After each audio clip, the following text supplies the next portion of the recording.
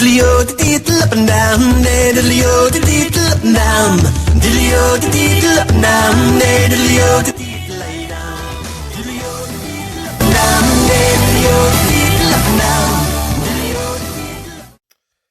All right, last footage video. Yeah, so I did a beer a while back. It was I believe I did a couple of Facebook Live videos. It was a hibiscus sangria kit alteration. Things went well with it. It's down there, it's aging, it's kind of interesting, but I think I may have went too complicated. So for lessons learned, you don't always need to just go crazy with your ingredients. Sure, it was a kit, but what I did, you'll see in the video upcoming, was I took a amber ale kit and I added lactose. I actually steeped some hibiscus sangria tea. The way to tell it was down around 170 Fahrenheit, because I did some reading on teas. You get most of your flavor contributions from them around that without the astringency. And bingo, I got that from this. Maybe I'll get a picture at some point and put it in the thumbnail for regards to this video for the color and stuff. It all went well. Lactose gave it a nice mouthfeel. Also added Eldorado. All these things are great, but you start mixing too many different components together and you kind of lose sight of what they are. What I mean by that, like Eldorado's got this lifesaver kind of flavor, candy-like. There's a lot of cool stuff on the go there. It's a great hop. But with the hibiscus and the sangria, basically it's just in the background, and it adds something that's different than what the hibiscus and sangria were providing, which also was great. It's kind of almost like this syrupy, winey, kind of nice background. Reminded me of when I went to Mexico kind of thing. But that would have shone through a lot better if I just kept things simple. Like put it in a cerveza. Something not very complex, very light, or a cream ale. Maybe next time. Sounds good. But anyway, moral of the story, beer's good. I'm drinking it. But it could have been better. You don't always need to be complicated. So coming up, if you wish, here comes the footage. Enjoy your day, guys. All right, good morning. It's a beautiful gray, foggy day here in Newfoundland. Anyone who knows Newfoundland, that's normal.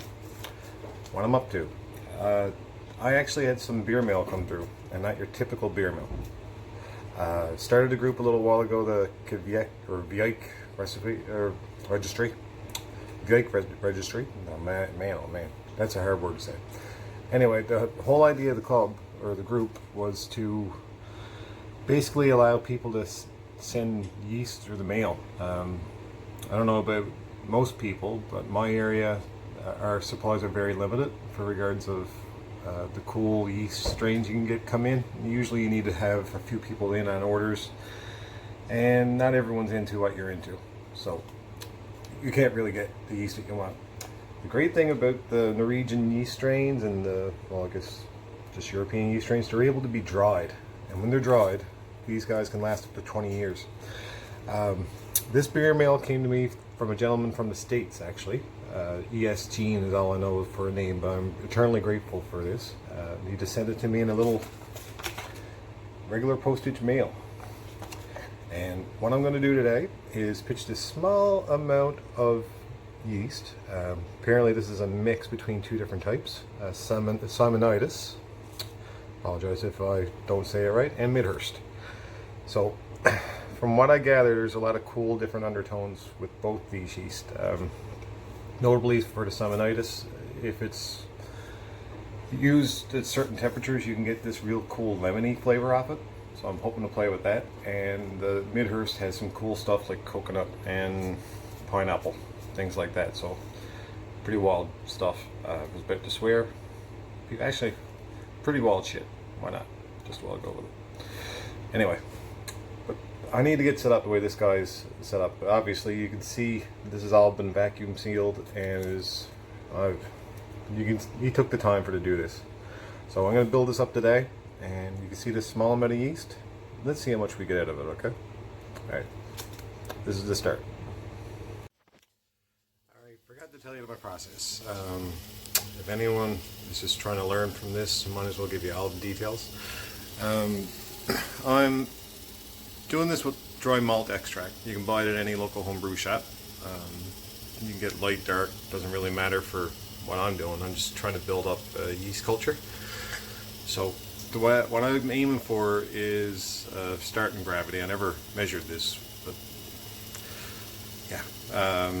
The amount I usually go with is 100 grams per every liter of water. I add on an extra couple hundred milliliters for boil off, because when I start to boil this, you're going to lose so much through evaporation. So I went with 1.2 liters and 100 grams of light dry malt extract for this. All of them, oh excuse me, pretty well come in at the same gravities. So I did that, and I boiled it for 10 minutes, allowed it to cool to 20 degrees. Really doesn't, you just need to get into an ideal kind of situation. This type of yeast is awesome because it actually works at around 30 and does some cool stuff. But anyway, I mixed all that up.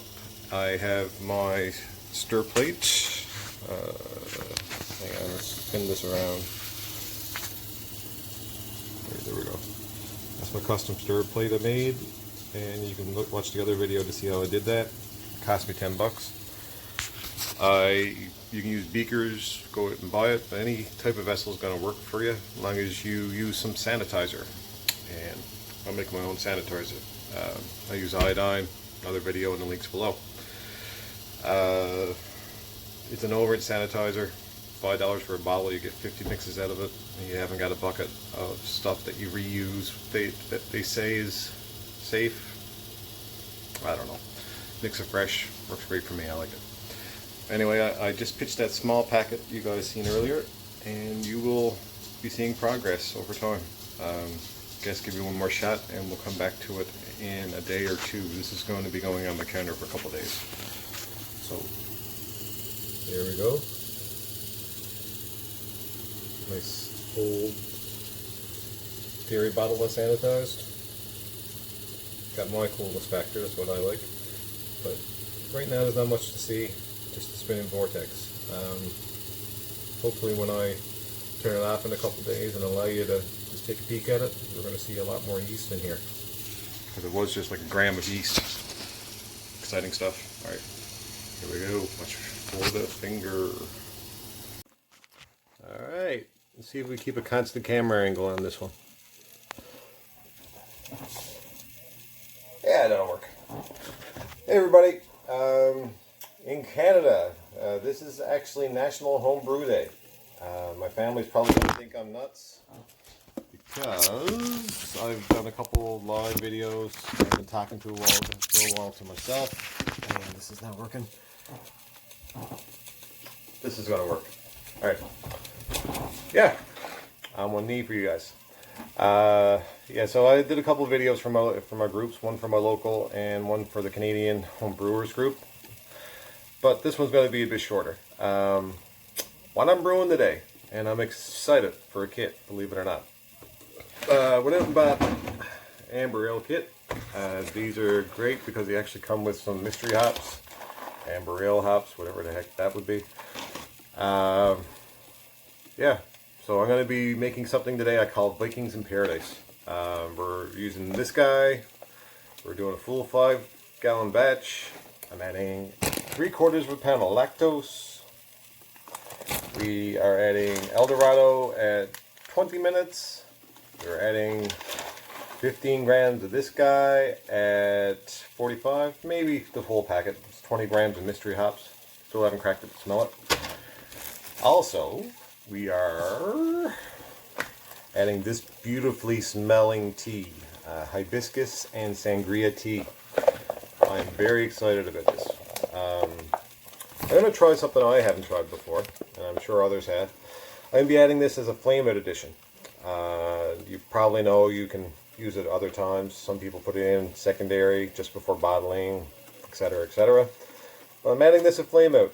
The reason why I'm thinking it's going to work well, if you do some reading, you heat up tea too hot, and you're going to get astringencies. Most of the time, I've always boiled water. I'm a tea drinker, and there is a little bite there. But apparently, if you get it around the sweet spot for each particular tea in temperature, and you don't go overboard with how long you steep it, it's a smoother experience. So we're adding this at 160 degrees at flame out. Also, with this beautiful kit, we're going to be adding some Vas Vjike. I think my wife is home. So yeah, I built up this vase right here. I'm not using very much of this. The gentleman gave me so much, it was like a little bit in the bottom of a mason jar. But over a couple days, I managed to get it up to what I have here. And we are losing focus. There we go. Yeah. And I'll show you what else I have on the go. It's going to be a quick video. Through my Quebec registry group that I set up, if you're interested in the idea, I actually had a gentleman mail me a blend that he has. It's a farmhouse Lithuanian yeast called Simonitis, and also has some Midhust in there. Did some reading on both. There's going to hopefully be some souring on the go with it. But I have a little gram packet. I have a starter I'm going to let ride for a couple days. There's some souring to it, some lemon notes. From what I've read about the Midhust, it's got some coconut and pineapple notes to it. So I'm very excited to play around with that guy. That'll be a future video. If you have ideas for it, let me know. And I may have some dried yeast available in the future. Daddy, we'll have to see. Hey, Callie, you're going to break those pictures. but now I got about those. Yeah. Yeah. Anyway, here's Callie. My helper. Right, Callie? Yeah. So that's what I'm doing today. I'll let you know how it goes. I'm going to underpitch it, and I am going to be fermenting at around 33 degrees. I may have just messed up my camera angles because of my beautiful little girl there. What? Anyway, a happy National Homebrew Day, and maybe an update. We'll see after. Okay.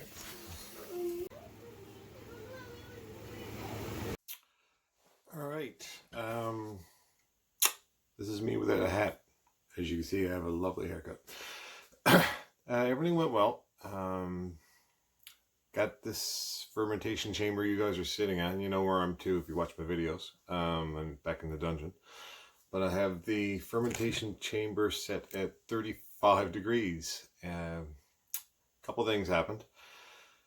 The hair dryer is working great for heating the fermentation chamber. I really recommend it. The only thing I caution is if you're dealing with high heats like 35 degrees Celsius, watch where your fermenters sit. This is what happened to my bung, my bubbler. Ooh, see this fancy Art Deco kind of look? Probably still will work, but gonna replace this guy. Moved around my fermenters, just changed the angle of the hair dryer. Never thought it would get that hot, but here we are.